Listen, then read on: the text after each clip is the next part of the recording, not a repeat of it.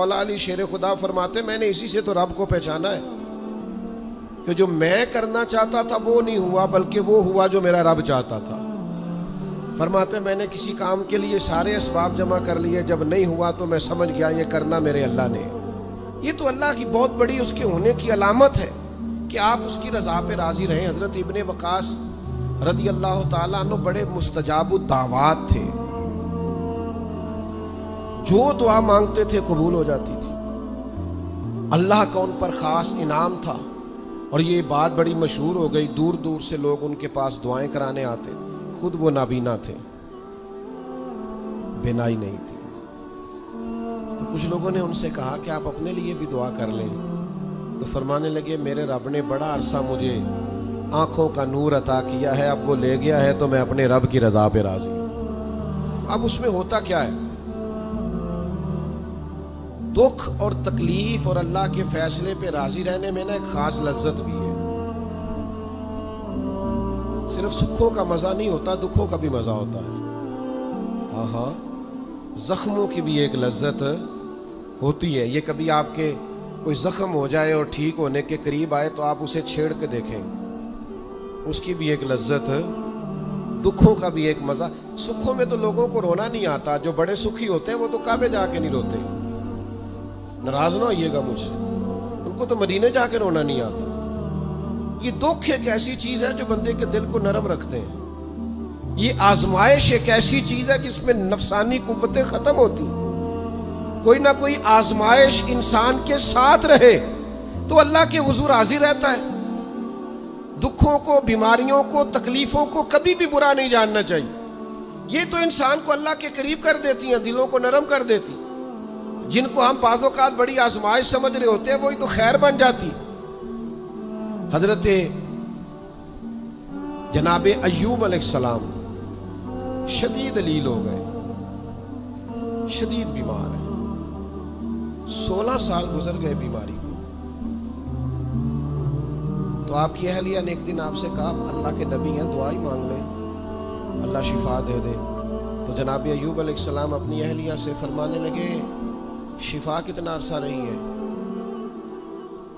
انہوں نے کہا 60 سال۔ فرمایا بیماری کو کتنا عرصہ ہوا؟ کہا 16 سال۔ فرمانے لگے ذرا بیماری کو بھی 60 ہو لینے دے، پھر دعا مانگ لیں گے، ہو لینے دے ذرا 60 سال۔ اللہ کی رضا پہ راضی رہنے کا فیصلہ کیا۔ آپ کی زبان مبارک سے یہ جملے نکلے کہ 60 سال ہو جائیں گے تو کر لوں گا دعا، اللہ تعالیٰ نے اسی وقت شفا عطا فرما دی، ٹھیک ہو گئے جناب ایوب۔ کچھ دن گزرے نا تو آپ کی اہلیہ نے ایک سوال پوچھا، کہنے لگی ایوب یہ بتائیے آپ نے بیماری بھی دیکھی، شفا بھی دیکھی، بیماری ٹھیک تھی کہ شفا؟ تو آپ فرمانے لگے سارے دن ہی اللہ کے ہیں، جس حال میں رکھے ٹھیک ہے۔ وصل اچھا ہے نہ فراق اچھا ہے، یار جس حال میں رکھے وہی حال اچھا ہے، میں سارے دن اس کے ہیں۔ لیکن فرمانے لگے اگر تم مجھ سے پوچھو نا میری ذاتی رائے تو بیماری بڑی اچھی تھی۔ انہوں نے کہا یوں بیماری اچھی تھی؟ آپ فرمانے لگے جب میں بیمار تھا نا تو 24 گھنٹے میں ایک بار میرا رب میرا حال پوچھتا تھا۔ فرمایا 12 گھنٹے تو اس مزے میں گزر جاتے تھے کہ رب نے حال پوچھا ہے، اور پھر اگلے 12 گھنٹے میں انتظار کرتا تھا کہ میرا رب دوبارہ کب حال پوچھے گا۔ تو میں ان 24 گھنٹوں کی لذت نہیں بتا سکتا جو اس کے حال پوچھنے سے طاری ہوتی۔ تو فرمایا شفا تو مل گئی ہے پر اب وہ حال تو نہیں نہ پوچھتا۔ اب وہ حال، او میرے بھائی، اس بیماری میں جو لذتیں ہیں، جو کرم نوازیاں ہیں، جو رحمتیں، ان کو بھی تو دیکھیں۔ اپنے کریم رب کی رضا پہ راضی تو رہے۔ آپ کو پتہ ہے دکھ کس کو کہتے ہیں؟ دکھ کی تعریف درویش یہ کرتے ہیں کہ ہماری مرضی اور ہے اور رب کا ارادہ کرم اور ہے، اس کا نام دکھ ہے۔ سکھ کیا ہے کہ ہماری بھی وہی مرضی ہے جو ہمارے رب کی مرضی ہے۔ اگر مالک کریم کا ارادہ کرم یہ ہے کہ لاکھوں کروڑوں مل جائیں تو الحمدللہ، اور اگر اس کا ارادہ کرم یہ ہے کہ ایک وقت روٹی ملے ایک وقت فاقہ ہو تو الحمدللہ۔ اللہ کے فیصلوں پر راضی رہنا۔ ڈھیر سارے لوگ دنیا میں ملتے ہیں جو کہتے ہیں جی مجھے یہ پریشانی ہے، میں سب طبیبوں حکیموں کے پاس گیا، پھر میں آستانوں درباروں مزاروں میں بھی حاضر ہوا، اس کے بعد میں نے بڑے بڑے دانشوروں سے مشاورت کی، لیکن میرا یہ مسئلہ حل نہیں ہوتا۔ تو کیا ہوتا ہے پھر وہ انزائٹی کا، ڈپریشن کا، ٹینشن کا، ذہنی تناؤ کا شکار ہونے لگتے ہیں۔ یاد رکھیے گا کہ اگر سارے ڈاکٹروں، طبیبوں، حکیموں، دعاؤں، التجاؤں کے بعد بھی مسئلہ حل نہیں نہ ہو رہا، تو پھر معنی یہ ہے کہ رب کی رضا یہی ہے کہ جو کرم سے اس نے فیصلہ کر دیا ہم بھی اس فیصلے پہ راضی ہو جائیں۔ بے چینی اور اضطراب یہ ہے کہ اللہ کا فیصلہ کچھ اور ہے اور ہماری جد و جہد کچھ اور ہے، اس سے ذہنی اضطراب اور تناؤ پیدا ہوتا ہے، اس سے طبیعتیں بے چین اور بے قرار ہوتی۔ امام علی مقام رضی اللہ تعالیٰ عنہ کی زندگی یہ ہے، اس کو سمجھیے گا کہ جس طرح قرآن مجید نے حضرت یوسف علیہ السلام کے واقعہ کو احسن القصص کہا ہے نا، قصوں میں سے سونا قصہ، خوبصورت داستان جناب یوسف کی، اور داستان یہ ہے کہ کبھی وہ باپ کے سب سے زیادہ لاڈلے ہیں اور کبھی وہ جناب یوسف علیہ السلام کنویں کی زینت بن گئے، کبھی ان کے قریب گرم ہوا بھی نہیں آتی اور کبھی ان کے چہرے پر تماچے پڑتے ہیں۔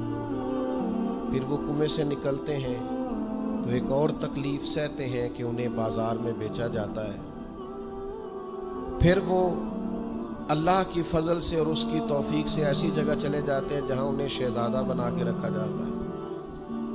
کچھ زندگی بڑی آسودگی اور آسانی کی طرف بڑھنے لگتی ہے کہ پھر ایک فیصلہ کرم ہوتا ہے کہ جناب یوسف کو جیل میں جانا ہے، تو وہ کسی جگہ شکوہ نہیں کرتے، وہ کنویں میں جاتے ہیں تو پھر بھی اللہ کی رضا پہ راضی ہیں، وہ شہزادے بنتے ہیں تو پھر بھی اللہ کی رضا پہ راضی، وہ دوبارہ جیل میں ڈال دیے جاتے ہیں تو پھر بھی اللہ کی رضا پہ راضی ہیں۔ پھر اللہ کا فیصلہ ہوتا ہے کہ جس ملک کے وہ قیدی تھے نا، رب اسی ملک کا انہیں بادشاہ بنا دیتا ہے۔ یہ انسانی زندگی کا ایک دستور ہے کہ آپ کو دکھ بھی آئیں گے، سکھ بھی آئیں گے، آزمائشیں بھی آئیں گی، تکلیفیں بھی آئیں گی، لیکن سکھوں کا معاملہ تو ہم بڑے لطف کے ساتھ اور ذائقے کے ساتھ گزارتے ہیں، دکھوں کی باری آتی ہے تو شدید اضطراب کا شکار ہو جاتے ہیں۔ بالکل یہی زندگی جناب امام حسین رضی اللہ تعالیٰ عنہ، آپ کبھی خوبصورت پہلوؤں پر غور کریں نا کہ امام علی مقام وہ ہیں کہ کبھی وہ سجدے کی حالت میں نانا کے کندھوں پہ ہیں اور کبھی حضور گلی سے گزر رہے ہیں تو حسنین نانا کے کندھوں پہ ہیں۔ کبھی کیفیت یہ ہے جناب امام علی مقام رضی اللہ تعالیٰ عنہ کی کہ وہ اپنی والدہ کے مقدس کاشانہ نور میں خاتون جنت کی گود میں کھیل رہے ہیں، کبھی مولا علی شیر خدا رضی اللہ تعالیٰ عنہ کی مقدس باہوں میں جھول رہے ہیں۔ یہ سارے نظارے انہوں نے دیکھے، لیکن پھر وہی حسین ابن علی تھے جنہوں نے کربلا کا خشک میدان بھی دیکھا، جنہوں نے وہ چٹیل پہاڑ بھی دیکھے، حق کے رستے میں اپنی اولاد کا قربان ہونا بھی دیکھا۔ کسی جگہ شکوہ نہیں کرتے، بلکہ وہ کہتے ہیں جس حال میں میرا رب رکھے میں اسی حال میں راضی ہوں۔ ہمارے ہاں یہ ہوتا ہے کہ ہم سکھوں کو تو یاد ہی نہیں رکھتے، ہمیں صرف تکلیفیں یاد رہتی ہیں، صرف آزمائشوں کو یاد رکھتے ہیں، مثبت پہلوؤں کو نہیں سوچتے۔ کوئی بھی کام آپ ہوتا ہوا دیکھ لیں گھر میں، خاندان میں، قبیلے میں، تو اس کے جو خوبصورت، معنی خیز، پروقار، اچھے پہلو، ان پر غور نہیں کریں گے۔ وہ ایک جگہ ایک پنچایت تھی،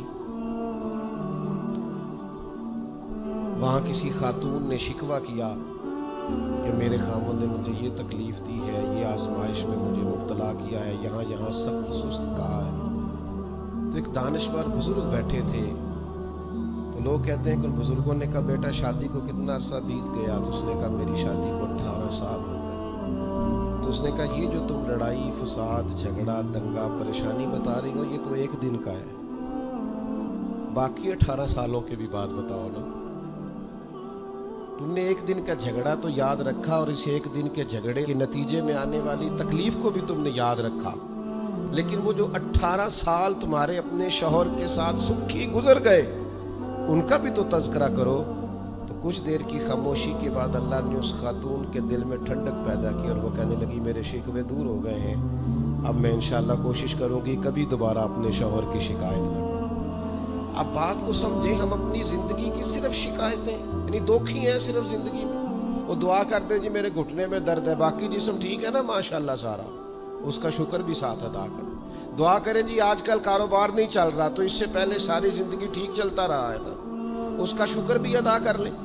قرآن مجید فرقان حمید ارشاد فرماتا ہے اللہ کے بندوں کی شان یہ ہے کہ رضی اللہ عنہم ورضوا عنہ، یہ بڑا خاص پہلو ہے۔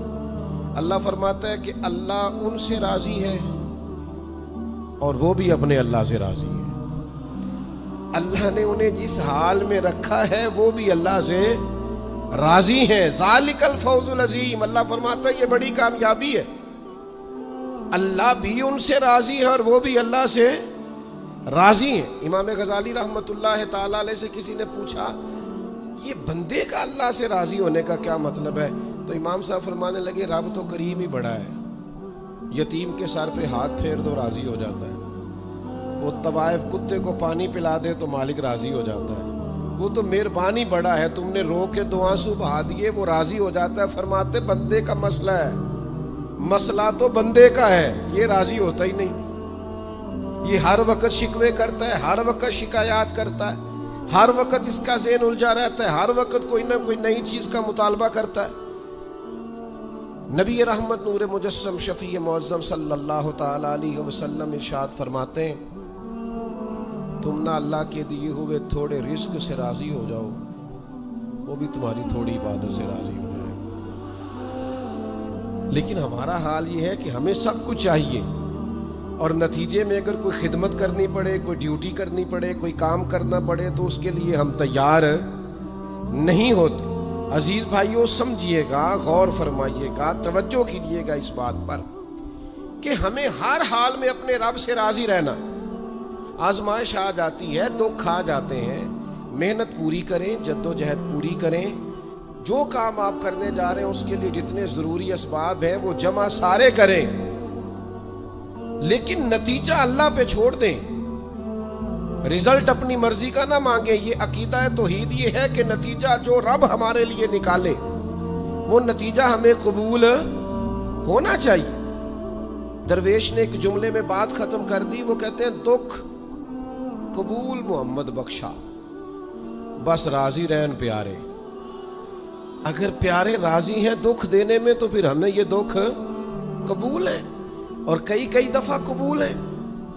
تو اپنی طبیعت کے اندر یہ مقام تسلیم و رضا لائیں، ہر وقت اپنے رب سے راضی رہیں۔ صحیح مسلم شریف میں حضرت عمر فاروق رضی اللہ تعالیٰ عنہ کا ایک جملہ بڑا خوبصورت ہے اور حضور اس کو سن کے بڑے راضی ہوئے، صحیح مسلم میں موجود ہے۔ حضرت عمر نے ایک موقع پر جب سرور کائنات علیہ السلام کو تھوڑا ناراض دیکھا، حضور کے چہرے پر کچھ آثار ناراضگی دیکھے، تو جناب عمر نے ایک جملہ کہا تھا جو بڑا حسین ہے اور کتب احادیث میں چمکتا ہے۔ حضرت عمر نے وہ بات کہی تو حضور کی ناراضگی خوشی میں بدل گئی۔ نبی پاک علیہ السلام کے چہرے پر جو آثار ناراضگی تھے وہ خوشی کے تصورات میں بدل گئے۔ حضرت عمر عرض کرنے لگے رضیت باللہ ربا وبالاسلام دینا وبسیدنا ومولانا محمد نبی و رسولا۔ حضرت عمر نے حضور کو ناراض دیکھا تو کہنے لگے یا رسول اللہ ہم اللہ کے رب ہونے پہ راضی ہیں، اسلام کے دین ہونے پہ راضی ہیں، اور اللہ نے آپ کو ہمارا نبی اور رسول بنایا، ہم اس بات پر بڑے راضی ہیں۔ ہم راضی ہیں کہ اللہ ہمارا رب ہے، اسلام ہمارا دین ہے، اور محمد صلی اللہ علیہ وسلم ہمارے نبی اور رسول ہیں، بڑے راضی ہیں۔ بس یہ رضا والا جملہ کہا تو اللہ کے رسول خوش ہو گئے۔ تو اللہ سے راضی رہیں، آپ کے تصورات میں شکوے پیدا نہ ہو، شکایتیں نہ ہو، الجھے نہیں۔ اور بہت سارے لوگ ایسے ہیں جن کا خیال ہے میری بڑی شان ہے تو میرے اوپر مشکلات کیوں آتی ہیں۔ دوست اکثر کہتے ہیں جی میں صدقہ بھی دیتا ہوں، نمازیں بھی پڑھتا ہوں، دل किसी का न दुखे, इसके लिए भी पूरी कोशिश करता हूँ। मेरा ज़िंदगी का मिजाज ये है कि मैं कोशिश करता हूँ कि किसी को मेरे लहजे से, अंदाज से, उठने बैठने से अजियत न पहुँचे, लेकिन फिर भी मुझे मसाइब आते। हम उन्हें कहते हैं आप इबादत करें, मेहरबानी फरमाएं, तजारत तो ना करें। आपकी राय ये है कि मैंने सदका दे दिया, मुसीबत कोई ना आए, मैंने नमाज पढ़ ली, मुशक्कत कोई ना आए। तो कानून कुदरत ये है कि हुजूर अलैहिस्सलातु वस्सलाम फरमाते हैं सबसे ज़्यादा तकलीफ़ें आती अंबिया पे हैं, और हुजूर फरमाते हैं मैं अल्लाह का लाडला महबूब हूँ, मेरे ऊपर सबसे ज़्यादा तकलीफ़ें आई। ये आप अल्लाह की रज़ा पे राज़ी रह के तो देखें, आपके मिजाज में कमाल बुर्दबारी पैदा हो जाए, एक ठहराव आएगा। ये दोस्त इंतज़ामात कर रहे होते हैं ना, प्रोग्रामों के, इज्तिमात के, महफिल के, तो मैं एक ही बात सबसे करता हूँ, मैं कहता हूँ आपने ना बुर्दबार रहना है, आपने तामुल से रहना है। हम देहाती लोग हैं, तो हमारे यहाँ शादियाँ होती थी ना,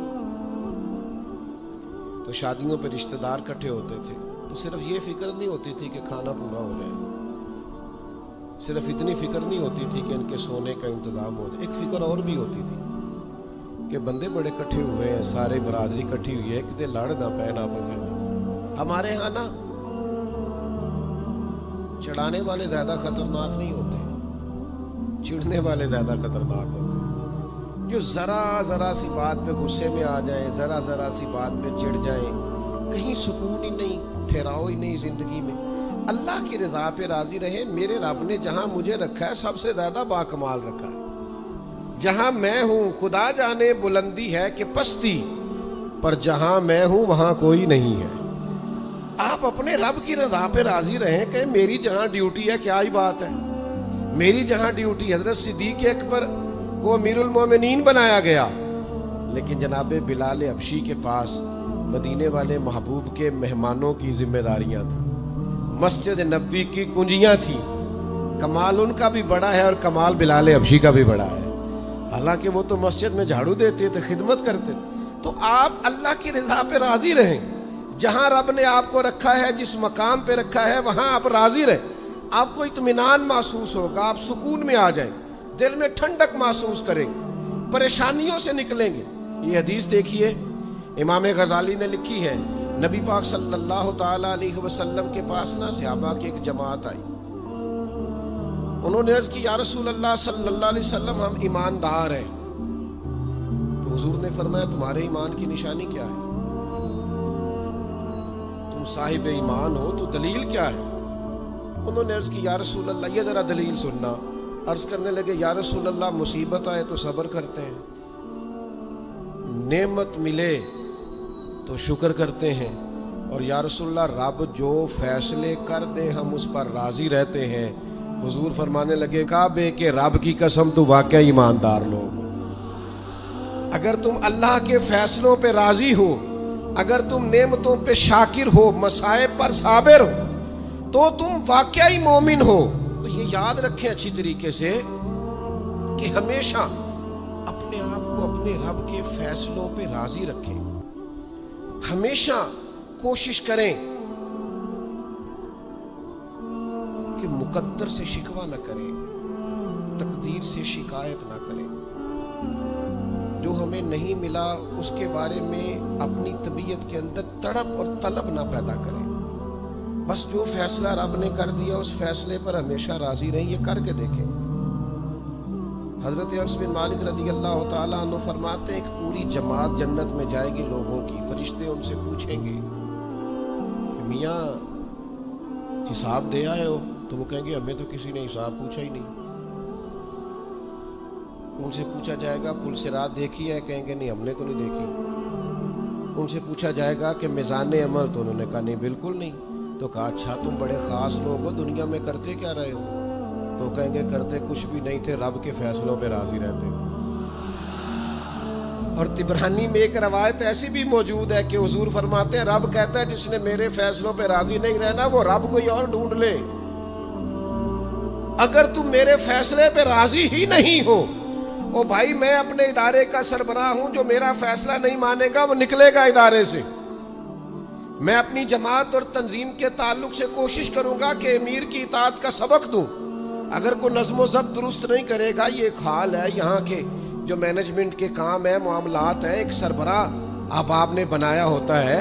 اب اس کی اگر بات نہیں مانے گا کوئی ورکر، کوئی کام کرنے والا، تو یقیناً وہ کہیں گے کہ میاں آپ بات نہیں مان رہے، تمہارا نظم و ضبط خراب ہوتا ہے. لہذا اگر آپ نے ہمارے نظم کے اندر نہیں رہنا تو آپ نکل جائیں. تو اللہ کے فیصلوں کو جو لوگ تسلیم نہیں کرتے، اللہ کے فیصلوں کو جو لوگ تسلیم نہیں کرتے، یقیناً وہ کمزور ہو جاتے ہیں. آج بڑے لوگ ہیں جو وظیفے پوچھتے ہیں، اللہ کیسے راضی ہوگا؟ بتاؤں وظیفہ آپ کو. امام غزالی لکھتے ہیں کہ حضرت موسیٰ کلیم علیہ السلام نے اللہ کے حضور عرض کیا، مالک میری قوم پوچھتی ہے تو کیسے راضی ہوگا؟ ہم تجھے راضی کرنا چاہتے ہیں تو کیسے راضی ہوگا؟ تو حضرت موسیٰ علیہ السلام سے رب کریم نے فرمایا، ان سے جا کے کہہ دو کہ مجھ سے راضی ہو جائے، میں بھی ان سے راضی ہو جاؤں. یہ اپنے رب سے راضی رہیں، جو رب ان کے لیے فیصلہ کرے. وہ حضرت سفیان ثوری دعا مانگ رہے تھے نا، یا اللہ راضی ہو جا، یا اللہ راضی ہو جا، یا اللہ راضی ہو جا. تو حضرت رابعہ بصریہ رحمۃ اللہ علیہا بھی پردے کے پیچھے بیٹھی تھیں. تو جب انہوں نے بہت زیادہ اس دعا پر اصرار کیا نا، یا اللہ راضی ہو جا، تو پردے کے پیچھے سے بول پڑی، کہنے لگی سفیان اب کچھ اور نہ مانگے، اللہ سے آگے نہ چلے. جناب سفیان کہنے لگے میں دعا ہی کر رہا ہوں کہ یا اللہ تو راضی ہو جا. تو فرمانے لگی پہلے اپنے دل پہ ہاتھ رکھ کے بتائیں آپ اللہ سے راضی ہیں؟ آپ تو کہتے ہیں یہ ہے تو یہ نہیں ہے، کبھی یہ بھی مل جائے نا. اگر آپ ناراض نہ ہوں تو پہلے خیال تھا ایک سواری مل جائے، چاہے موٹر سائیکل ہی ہو، مل گئی. اب بڑے پریشانی ہوتی ہے، کبھی 4 ٹائروں والی ہوتی نا، وہ بھی مل گئی، دے دی. طلب ہی یہ تھی. اب خیال آتا ہے کبھی تھوڑی سی بڑی مل جائے نا، وہ بھی مل گئی. اب جن کی ذرا گاڑیاں اونچی ہیں، ٹائر چوڑے ہیں، وہ پریشان کرتے ہیں، تو بندہ تو روک ہی نہیں رہا کہیں. تو حضرت کلیم سے رب نے فرمایا ان سے کہو مجھ سے راضی ہو جائے، میں بھی ان سے راضی ہو جاؤں. لیکن ہماری طبیعت کی بے چینی، ہمارے مزاج کی بے قراری، ہمارے لب و لہجے کا وہ عالم کہ ہم خوش نہیں ہوتے. ڈھیر سارے لوگ ہیں، آپ کچھ بھی کر لیں، کچھ بھی گھر میں لے آئیں، کچھ بھی ہو جائے، کتنی بھی نعمت مل جائے، ان کا مزاج اس طرح کا بن جاتا ہے، خوش نہیں. میں اکثر دوستوں سے کہتا ہوں کہ بعض دوست ایسے ہیں جن کا انداز اس طرح کا ہے کہ ان کو کوئی بھی نعمت مل جائے تو ان کی طبیعت سکون پذیر نہیں ہوتی. حضرت عبداللہ ابن عمر رضی اللہ تعالیٰ عنہ صحابہ میں سے بڑے صالح آدمی ہیں، نیک آدمی ہیں. حضرت عمر کے صاحبزادے اور اللہ کے حبیب علیہ السلام نے فرمایا یہ بڑے نیک ہیں.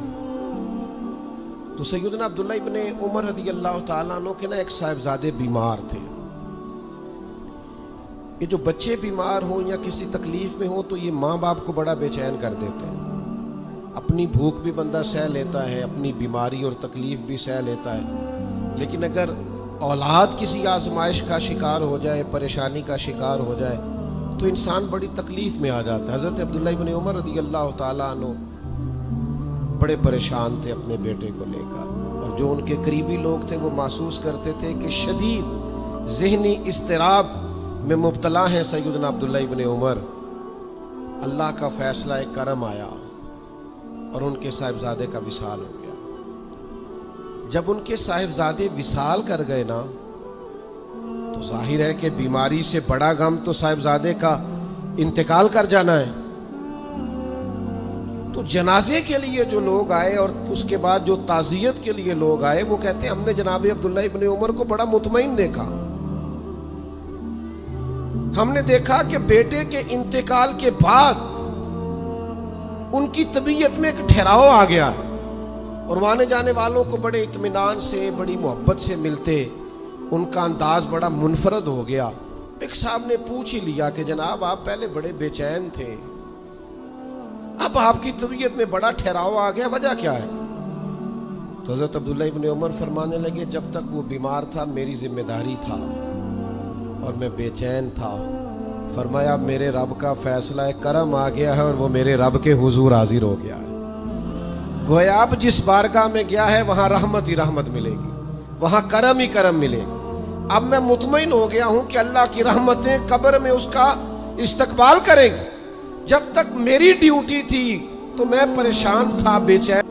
اور پناہ میں رکھیں اپنے دامن کو کہ کبھی بھی انسان اس طرح کا نہ ہو جائے۔ میں دیکھا اس کا ارادہ تھا ملک سے باہر جانے کا اور وہ حالات سازگار نہیں ہوئے، کسی وجہ سے نہیں جا سکا، تو بھئی سارے لوگ نہیں جا پاتے۔ آپ ڈھیر سارے لوگوں سے پوچھ لیجئے گا کہ وہ زندگی میں کچھ اور کرنا چاہتے تھے لیکن اللہ کا ارادہ کرم ان کے لیے کچھ اور تھا، اور یہ ایک ایسی اللہ کی توحید کی علامت ہے کہ